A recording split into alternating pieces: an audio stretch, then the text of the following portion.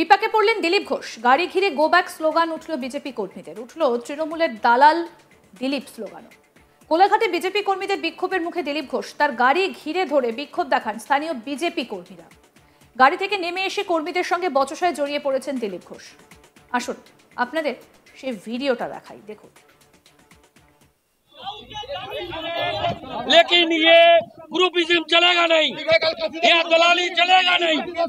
কিছু নয়, আপনি তোমাদের দুটো প্রোগ্রাম করে গেছি আমি। আসেননি 21 আপনি আসেননি, কদিন আগেও প্রোগ্রাম হয়েছিল আপনি আসেননি। কবে বলছো তুমি? কবে 21 আর এখন? আমি তো বলছি দুবার আপনাকে আমি ডেকেছিলাম নিজে থেকে, আপনি আসেননি। আপনার কাছ থেকে ডেট নিয়ে এখানে বিধানসভার প্রোগ্রাম করেছিলাম, এখানে সবাই আছে।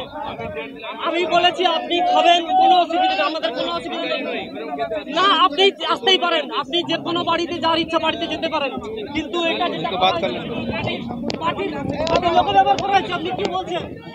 আগে কাউকে জেলা সভাপতিকে বলে আসুন যে আমি এখানে প্রোগ্রাম করবো। জেলা সভাপতি আপনি বলে আসুন, মালিক এখানে মালিক কি আছে? কেন আপনার কথা শুনতে হবে নাকি?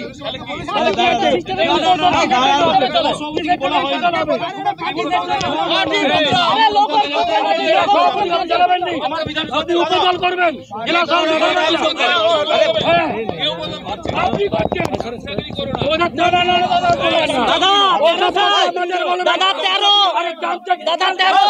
তৃণমূল থেকে আসেনি, দাদা তৃণমূল থেকে আসেনি, দিলীপ দা জেলা সভাপতিকে বলা হয়নি।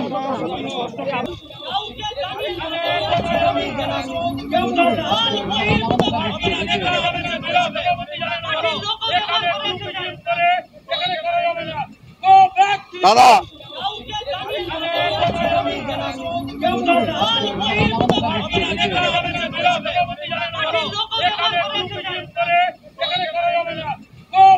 দাদা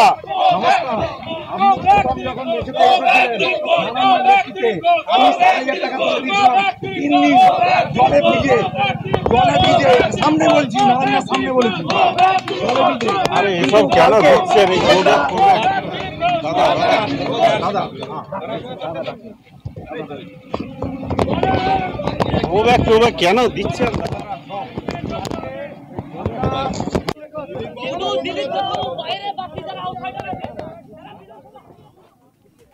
শ্রী রিঙ্কু মজুমদারকেও বচসায় জড়িয়ে পড়তে দেখা যায়। বৃহস্পতিবার কোলাঘাটে একটা চা চক্রের আয়োজন করেন দিলীপ ঘোষ। স্থানীয় বেশ কিছু নেতৃত্বকে না জানিয়ে তাদের এই কর্মসূচি নেওয়া হয়েছে বলে দাবি বিক্ষোভকারীদের। কি বলছেন বিজেপি কর্মী শুনুন।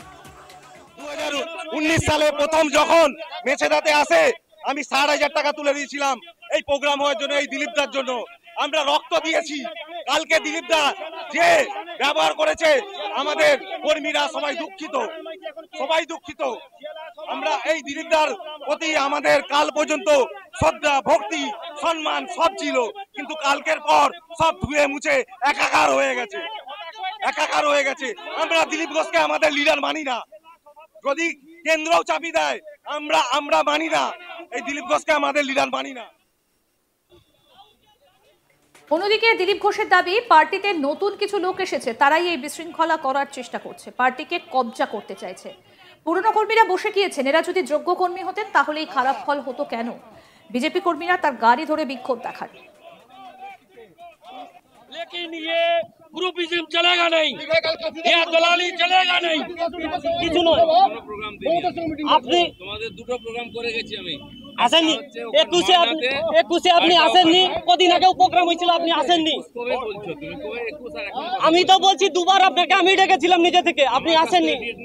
আপনার কাছ থেকে ডেট নিয়ে এখানে বিধানসভার প্রোগ্রাম করেছিলাম, এখানে সবাই আছে। আমি বলেছি আপনি খাবেন, কোনো অসুবিধা নেই, আমাদের কোনো অসুবিধা নেই। না, আপনি আসতেই পারেন, আপনি যে কোনো বাড়িতে যার ইচ্ছা বাড়িতে যেতে পারেন, কিন্তু এটা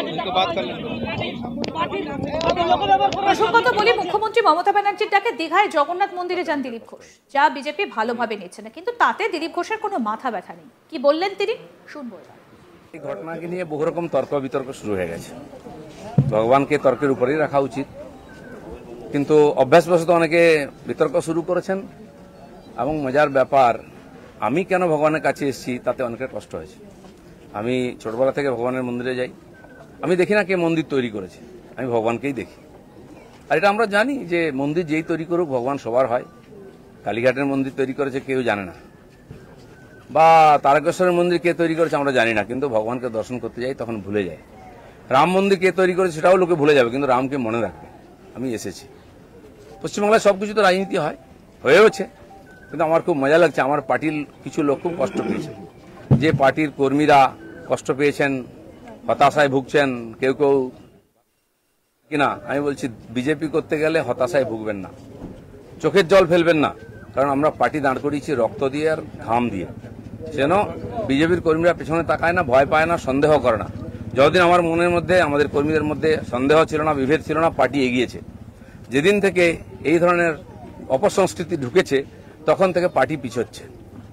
দিলীপ ঘোষ 42 বছর ধরে ঘরবাড়ি ছেড়ে সমাজের কাজ করছে, 10 বছর রাজনীতি করছে। দিলীপ ঘোষের দিকে আঙুল তোলার হিম্মত কারণে, না পক্ষে না বিপক্ষে, যে কোনো ধরনের আমি চ্যালেঞ্জ করছি। যাদেরকে আমি নিয়ে এসে নেতা বানিয়েছি, যারা বিজেপি দেশে করে খাচ্ছে, তাদেরই বেশি পেট ব্যথা হচ্ছে। যাদেরকে আমি নিয়ে এসে নেতা করেছি তারা খুব চিন্তিত ভবিষ্যৎ নিয়ে। পার্টির উপরে ভরসা রাখুন, চিন্তা করার কোনো দরকার নেই।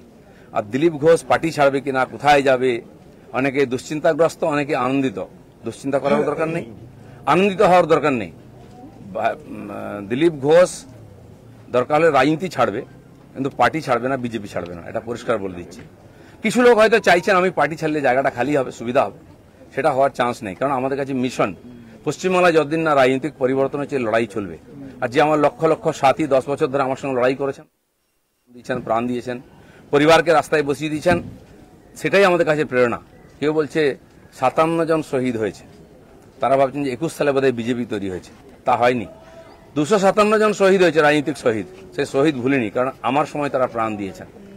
তার ফলে 77 সিট জিতেছিলাম, আজকে 1 ডজন এমএলএ আমাদের ছেড়ে চলে গেছে, এমপি চলে যাচ্ছে, পঞ্চায়েত, জেলা পরিষদ সমিতি চলে যাচ্ছে। কিন্তু আমি বলছি আমাদের বিচারধারা, আমাদের রাস্তা ঠিক আছে, ঘাবড়াবেন না, ভয় পাবেন না। বিজেপি ভয় পায় না বলে ভারতবর্ষে পরিবর্তন করতে পেরেছে। আমরা সেই পার্টির সংস্কৃতি মানি যে পার্টির প্রধানমন্ত্রী অটল বিহারী বাজপেয়ী কালীঘাটে গিয়ে মমতা ব্যানার্জির মায়ের পায়ে হাত দিয়ে প্রণাম করেছিলেন। আমরা সেই সংস্কৃতির লোক। যারা 21 সালে এসছে, 20 সালে বিজেপিতে এসছে না, তারা বিজেপি বুঝতে পারবে না।